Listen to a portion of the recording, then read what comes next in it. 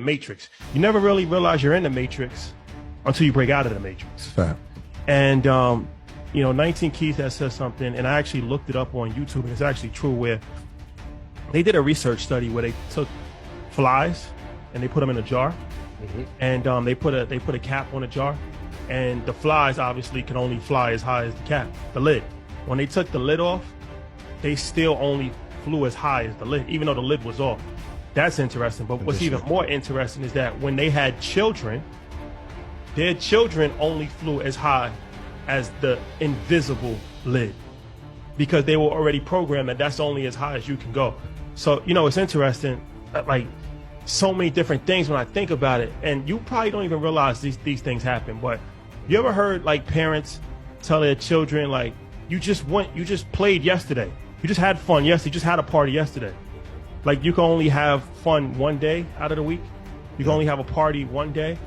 Like, I had a family, like, I took my son to dinner in the city for his birthday. His birthday was on a Tuesday. And somebody said, like, well, why are you taking him to the city on Tuesday? Like, why don't you just take him on the weekend? And I'm like, well, because his birthday's on Tuesday.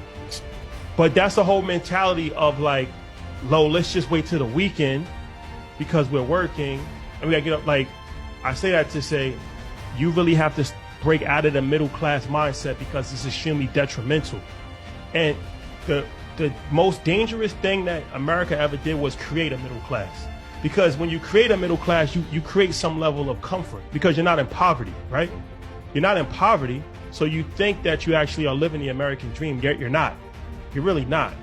And it's like, that mindset is so detrimental because there's so many limiting factors that go into play here, right? Where it's like, you got to wait till the weekend to do things. And you can only, like, you ever hear somebody say, like, you just came back from a trip. Why are you traveling so much? Well, why not? Well, why not?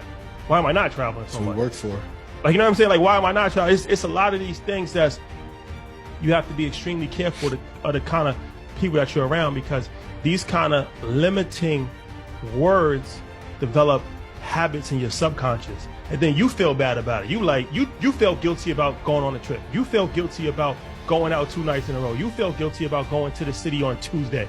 Like, you start to like reel it back a little bit, like, no, I'm doing too much, let me pull back. But at the highest level, there's no limitations. And I'm speaking from firsthand experience because I see it. So when we in Dubai or Abu Dhabi on a Wednesday, nobody knows whether it's Wednesday or Saturday or Sunday. It doesn't matter. It's just living life. Doesn't matter. It really doesn't. Nobody says it's 4 o'clock in the morning, what are you doing out?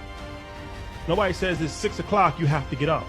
There's really no rules in life. At the highest level, there's no rules. Rules are only for middle class and poor people. Rich people don't have any rules. They make their own rules.